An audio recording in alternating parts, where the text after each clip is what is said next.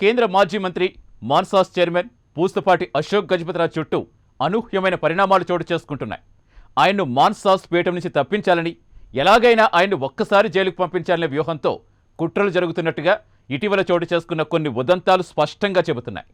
ఇప్పటికే మాన్సాస్ వ్యవహారంలో వేలు పెట్టిన ఏపీ సర్కార్కి కోర్టులో చుక్కెదురైంది. అయినా ప్రభుత్వ పెద్దలు తమ ప్రయత్నాలు మానినట్టుగా కనిపించడం లేదు. అసలు దీని వెనుక అధికార పార్టీకి చెందిన అతిపెద్ద తలకాయల ప్రమేయం ఉందనే టాక్ వినిపిస్తోంది.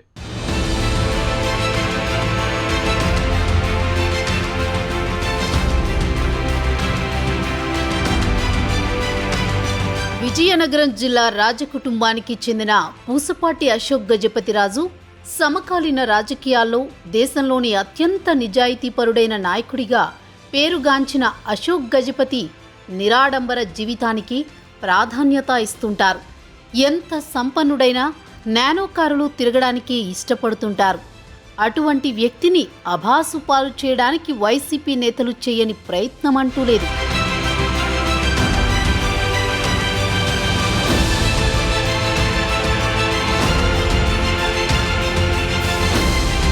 ఉమ్మడి ఆంధ్రప్రదేశ్లో మంత్రిగా, కేంద్ర మంత్రిగా కూడా పనిచేసిన అశోక్ గజపతిరాజు తన సుదీర్ఘ రాజకీయ జీవితంలో ఏ దశలోనూ అవినీతికి పాల్పడిన దాఖలాలు కనిపించవు.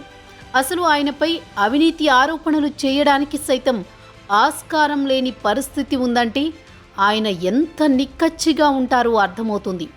అలాంటి ఆయనను అప్రతిష్ట పాలు చేయడానికి ఇటీవలి కాలంలో కొన్ని కుట్రలు జరిగినా ప్రత్యర్థులు ఆశించిన ఫలితం రాలేదు.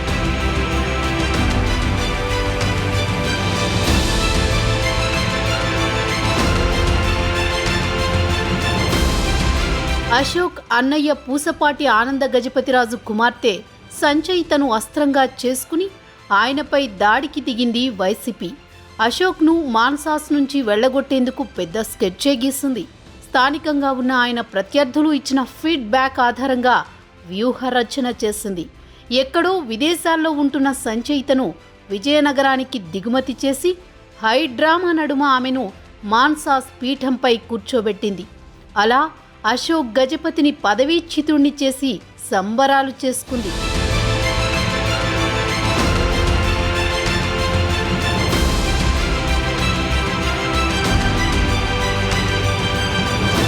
ఆ క్రమంలో అశోక్కు వ్యతిరేకంగా పావులు కదపడానికి గ్రౌండ్ లెవెల్లో కీలక పాత్ర పోషించిన కొన్ని తలకాయలు బహిరంగంగానే తెరపై ప్రత్యక్షమయ్యాయి.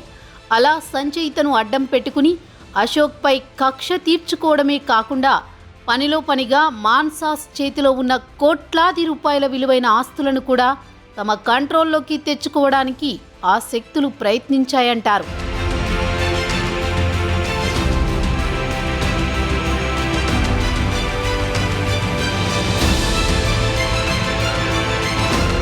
అయితే తామొకటి తలిస్తే దైవమొకటి తలిచిందన్నట్లు ప్రభుత్వ కుట్రలపై న్యాయ పోరాటంలో నెగ్గిన అశోక్ గజపతిరాజు మళ్లీ మాన్సాస్ సింహాసనాన్ని అధిరోహించారు. అప్పటి నుంచి ప్రత్యర్థులు రూటు మార్చి అశోక్ గజపతిని ఎలాగైనా టార్గెట్ చేయడానికి దారులు వెతికే పనిలో పడ్డారట. అందులో భాగంగా మాన్సాస్ వ్యవహారాలపై దృష్టి పెంచారట. ఎప్పటి నుంచో మాన్సాస్లో జరుగుతున్న లావాదేవీలపై ఆరా తీసే కార్యక్రమంలో కొన్ని బృందాలు నిమగ్నమయ్యాయట. అయినా కూడా అశోక్కు వ్యతిరేకంగా ఎటువంటి సమాచారం దొరక్కపోవడంతో ఇతర ప్రణాళికలను అమలు చేయడం ప్రారంభించారంటున్నారు.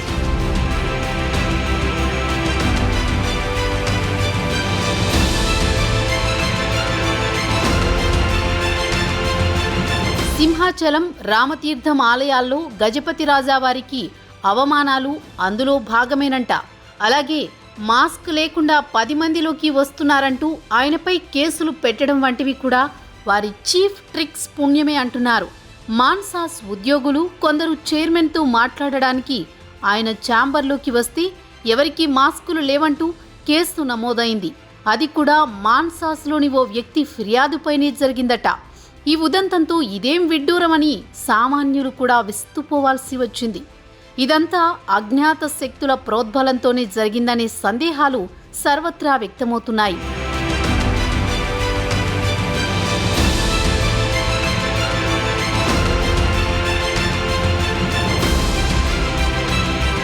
ఈ పరిణామాలు అశోక్ అభిమానులకే కాదు సాధారణ ప్రజలకు కూడా రుచించడం లేదు.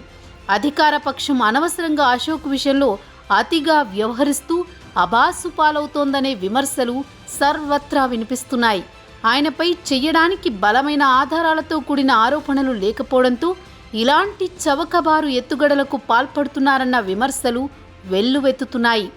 ఈ తరహా తెరచాటు చీప్ ట్రిక్స్ ఇంకా జరుగుతాయనే అనుమానాలు సాధారణ ప్రజలే వ్యక్తం చేస్తున్న పరిస్థితులు నెలకొంటున్నాయి.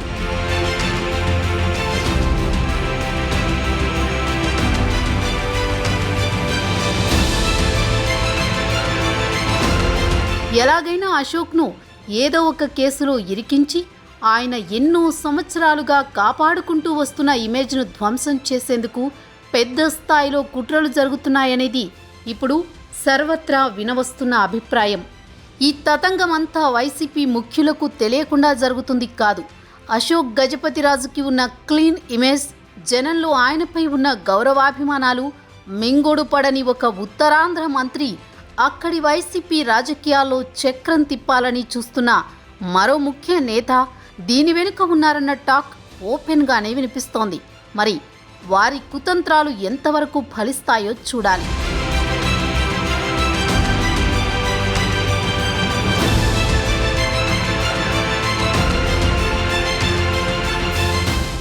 అన్న 100 years జీవించాలని కోరుకుంటున్నా అని ప్రకటించిన ఆ తమ్ముడు రాజకీయంగా ఓడిస్తామంటూ శపథం చేస్తున్నాడు. రాజకీయాలు కలిపిన ఆ అన్నదమ్ముల బంధాన్ని చివరికి రాజకీయాలే విడదీసేస్తాయి.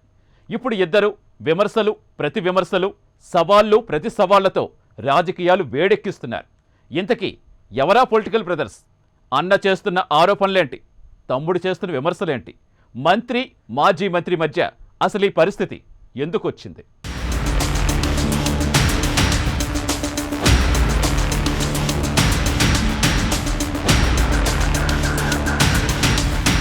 మాజీ మంత్రి ఈటెల రాజేందర్, మంత్రి గంగుల కమలాకర్ల మధ్య మొదలైన మాటల యుద్ధం పొలిటికల్ హీట్ను రాజేస్తోంది. ఒకప్పుడు వీరిద్దరి మధ్య ఉన్న సాన్నిహిత్యం వేరు, ఇప్పుడున్న వైరం వేరు. ఒకరిపై ఒకరు చేసుకుంటున్న విమర్శలు హుజురాబాద్ రాజకీయాల్లో వేడి పెంచేస్తున్నాయి. ఒకప్పుడు ఈటెల గంగుల ఒకే కారులో ప్రయాణం చేశారు. కాలక్రమేణా వీరి మధ్య అన్నదమ్ముల అనుబంధం పెరిగింది. ఈటెల మంత్రి అయ్యాక గంగుల కూడా కేబినెట్ బెర్త్ సంపాదించుకోగలిగారు.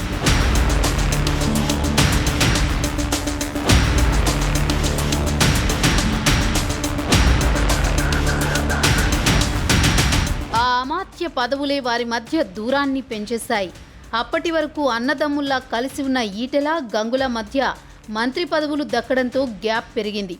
కలహాలతోనే ఇద్దరు కొంతకాలం కారులో జర్నీ చేసినప్పటికీ అనూహ్య పరిణామాలతో ఈటెల కారు దిగి కమలంగూటికి చేరడంతో ఇద్దరి మధ్య దూరం మరింతగా పెరిగింది.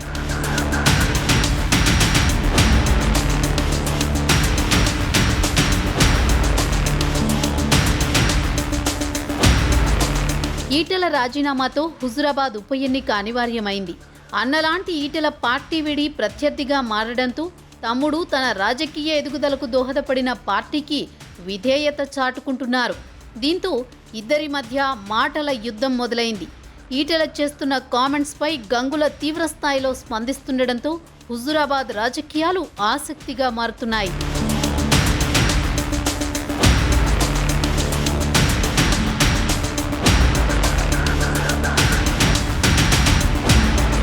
తనపై కుట్ర జరుగుతోందని జిల్లాకు చెందిన మంత్రి హంతక ముఠాలతో చేతులు కలిపారంటూ మాజీ మంత్రి ఈటెల రాజేందర్ చేసిన వ్యాఖ్యలు ప్రకంపనలు సృష్టిస్తున్నాయి. ఈటెల స్వయంగా పేరు చెప్పకపోయినా ఈ వ్యాఖ్యలు డైరెక్ట్గా మంత్రి గంగులకే వర్తిస్తాయన్నది కాదనలేని విషయం.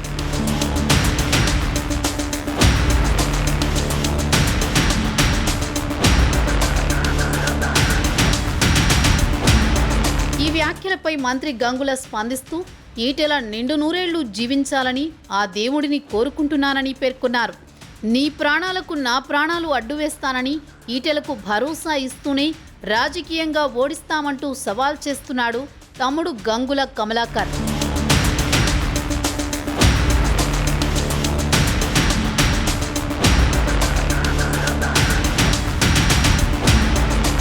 ఏదేమైనా హుజురాబాద్లో రాజీ లేని రాజకీయాలు మొదలయ్యాయి. నో కాంప్రమైజ్ అంటూ టీఆర్ఎస్ బీజేపీలు పోరుకు సై అంటుంటే ఒకప్పటి పొలిటికల్ బ్రదర్స్ చేస్తున్న రాజకీయం రసవత్తరంగా మారుతోంది. మరి ఈ సమరంలో అన్న ఈటెల రాజేందర్ నెగ్గుతాడో, తమ్ముడు గంగుల కమలాకర్ నెగ్గుతాడో వేచి చూడాల్సిందే.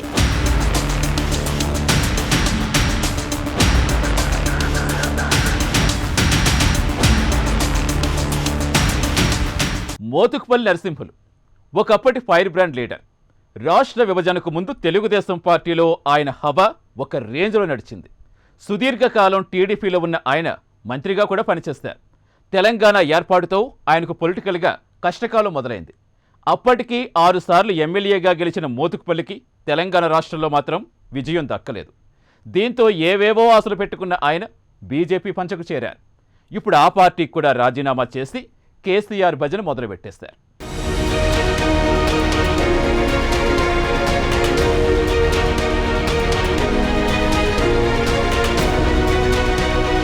ప్రముఖ సీనియర్ రాజకీయ నేత మోత్కుపల్లి నరసింహులు తనదైన స్టైల్లో నిర్ణయం తీసుకున్నారు. ఆయన బీజేపీకి రాజీనామా చేశారు. ఈ మేరకు ఆయన బీజేపీ తెలంగాణ అధ్యక్షుడు బండి సంజయ్కు తన రాజీనామా లేఖ పంపారు.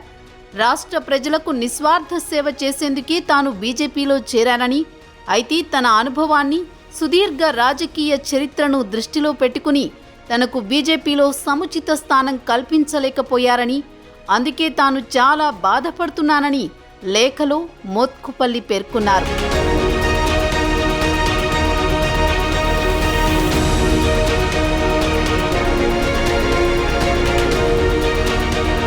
కనీసం కేంద్ర కమిటీలో ఎగ్జిక్యూటివ్ సభ్యుడిగా కూడా అవకాశం ఇవ్వలేదన్నారు. తన అనుభవాన్ని పరిగణలోకి తీసుకుని తనకు అవకాశాలు కల్పించడంలో పార్టీ విఫలం చెందిందని మోత్కుపల్లి ఆరోపించారు. ఇటీవల సీఎం కేసీఆర్ నిర్వహించిన దళిత సాధికారత సమావేశానికి తన అభిప్రాయాలు తెలియజేయాల్సిందిగా ఆహ్వానిస్తే బండి సంజయ్కి చెప్పి వెళ్లానని, అయినా ఆ విషయంలో పార్టీలో భిన్నాభిప్రాయాలు వ్యక్తం కావడం తనను బాధించాయంటున్నారు మోత్కుపల్లి.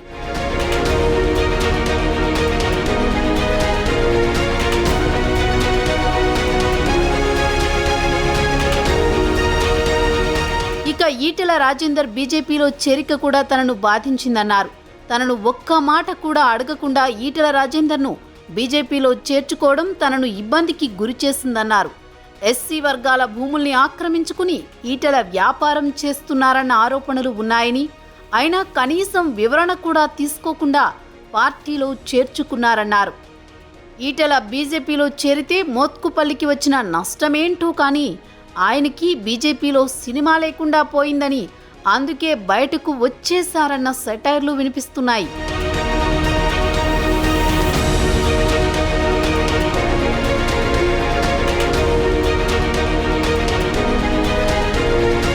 వాస్తవానికి టీడీపీలో ఉన్నప్పుడు మోత్కుపల్లి ఫైర్ బ్రాండ్ హవా ఒక రేంజ్లో నడిచింది.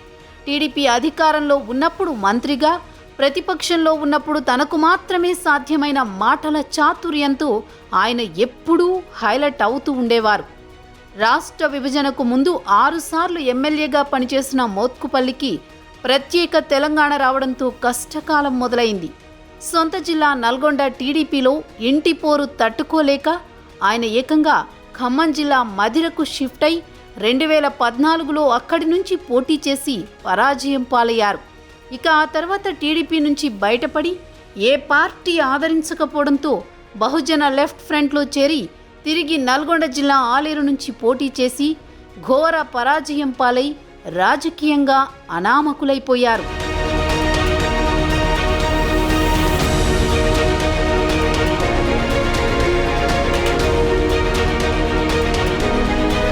ఆ క్రమంలో కేంద్రంలో అధికారంలో ఉన్న బీజేపీ తీర్థం పుచ్చుకున్నా ఆయనకు ఎలాంటి పదవి దక్కలేదు. రాష్ట్ర విభజన తర్వాత చంద్రబాబు ఏపీ సీఎంగా ఉన్నప్పుడు టీడీపీ బీజేపీ మిత్రపక్షంగా వ్యవహరించింది. అప్పట్లో బీజేపీ సహకారంతో గవర్నర్ పదవి పొందవచ్చని ఆశలు పెట్టుకున్నారు మోత్కుపల్లి. అయితే అది జరగలేదు. దాంతో ఏకంగా బీజేపీ పంచకే చేరిపోయినా ఆయన ఆశ మాత్రం నెరవేరలేదు. దాంతో ఇప్పుడు కాషాయ పార్టీకి కూడా గుడ్ బై చెప్పేశారు.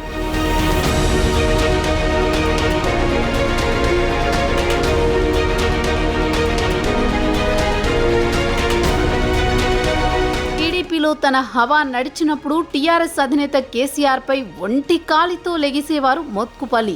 అలాంటిది ఇప్పుడు కేసీఆర్ భజన మొదలుపెట్టారు. దళిత బంధు పథకం ప్రకటించినందుకు దండోరా వేసి మరీ కేసీఆర్కు కృతజ్ఞతలు చెప్పుకున్నారు మోత్కుపల్లి నరసింహులు. కేసీఆర్ దళిత బంధు రాష్ట్రమంతా అమలు చేస్తారన్న విశ్వాసంతోనే బీజేపీకి రాజీనామా చేశానని, దళితులకు ఆర్థిక సామాజిక భద్రతను కల్పించిన మొనగాడు కేసీఆర్ అంటూ ఆకాశానికెత్తేస్తున్నారు.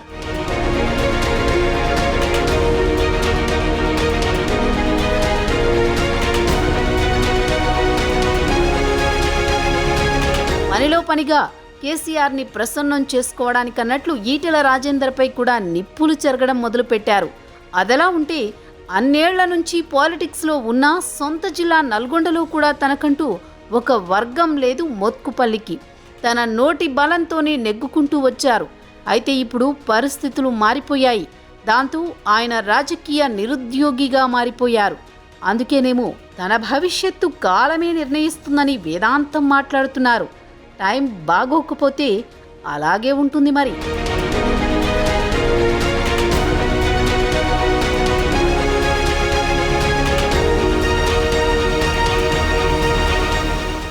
దేశంలో ప్రకంపనలు సృష్టిస్తున్న పెగాసస్ హ్యాకింగ్ వ్యవహారంలో సంచలన విషయాలు వెలుగులోకి వస్తున్నాయి. ఇప్పటికే కాంగ్రెస్ అగ్రనేత రాహుల్ గాంధీ, ఎన్నికల వ్యూహకర్త ప్రశాంత్ కిషోర్ సహా పలువురు ప్రముఖుల ఫోన్ నెంబర్లు ఈ స్పైవేర్ జాబితాలో ఉన్నట్టుగా ప్రచారం జరుగుతుంది. కర్ణాటకలో కాంగ్రెస్, జేడీఎస్ ప్రభుత్వానికి చెందిన కొందరు కీలక నేతల ఫోన్ నెంబర్లు కూడా టార్గెట్ జాబితాలో ఉన్నాయట. దీంతో ఆ రాష్ట్రంలో సంకీర్ణ ప్రభుత్వం కుప్పకూలేందుకు ఈ హ్యాకింగ్ వ్యవహారానికి సంబంధం ఉందా అనే అనుమానాలు వ్యక్తమవుతున్నాయి. అలాగే తెలుగు రాష్ట్రాల్లో కూడా ఈ హ్యాకింగ్ వ్యవహారం గుబులు రేపుతుంది. ఇప్పుడు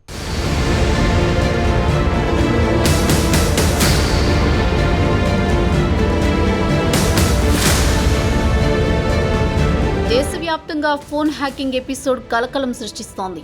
వివిధ రంగాలకు చెందిన ప్రముఖులు తమ ఫోన్లు హ్యాక్కు గురై ఉంటాయనే ఆందోళనలో ఉన్నారు. తమ వ్యక్తిగత గోప్యతకు భద్రత లేకపోవడంపై పలువురు రాజకీయ ప్రముఖులు, పారిశ్రామికవేత్తలు, జర్నలిస్టులు, ప్రజా సంఘాల నాయకులు తదితరులు తీవ్ర కలత చెందుతున్నారు.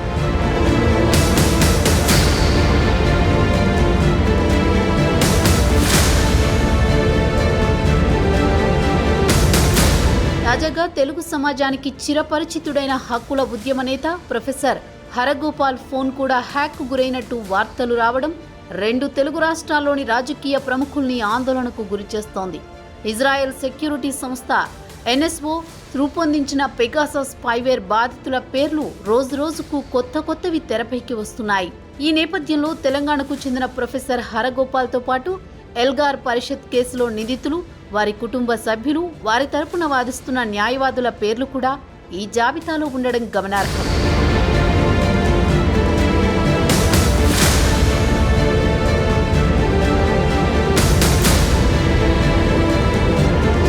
అలాగే ప్రముఖ వ్యాపారవేత్త అనిల్ అంబానీ, అనిల్ ధీరుభాయ్ అంబానీ గ్రూప్ కీలక అధికారి పేరు కూడా లిస్టులో ఉండడం దుమారం రేపుతోంది. మొత్తం మీద పెగాసస్ ఉదంతం పార్లమెంటును కుదిపేస్తోంది. దీనిపై ప్రధాని మోదీ వివరణ ఇవ్వాలని ప్రతిపక్షాలు పట్టుబడుతున్నాయి. అందుకు కేంద్రం ససేమిరా అనడంతో విపక్షాల ఆందోళనతో ఉభయ సభల సభ్యులు ఆందోళనతో స్తంభించాయి. ఇదిలా ఉండగా కేంద్రం తమపైన నిఘా ఉంచి ఉండొచ్చని రైతు సంఘాల నేతలు అనుమానం వ్యక్తం చేస్తున్నారు.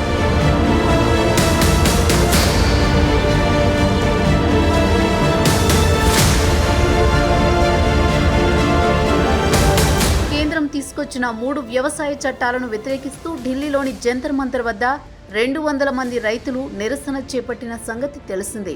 ఇది అనైతిక ప్రభుత్వమని, పెగాసస్తో నిఘా పెట్టిన ఫోన్ నెంబర్ల జాబితాలో తమ నెంబర్లు కూడా ఉంటాయన్న అనుమానం వస్తోందని రైతు నేతలు అంటున్నారు.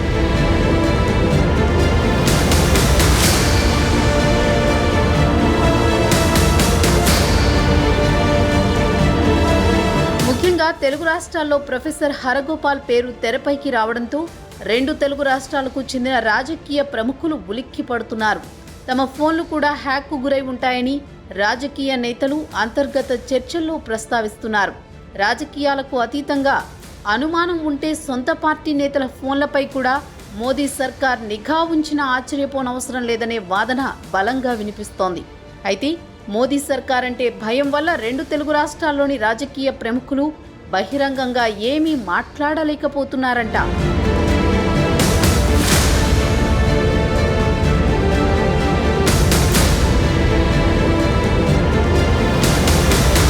పొరుగునే ఉన్న కర్ణాటకలో దాదాపు రాజకీయ ప్రముఖులందరి ఫోన్లపై నిఘా ఉంచిన విషయం వెలుగు చూసింది. అలాంటప్పుడు ఏపీ, తెలంగాణ రాష్ట్రాల్లోని ప్రత్యర్థులను విడిచిపెడతారని భావించలేమని రాజకీయ విశ్లేషకులు అభిప్రాయపడుతున్నారు. ఏది ఏమైనా పెగాసస్ ఉదంతం అందరినీ వణికిపోయేలా చేస్తోంది ఇప్పుడు.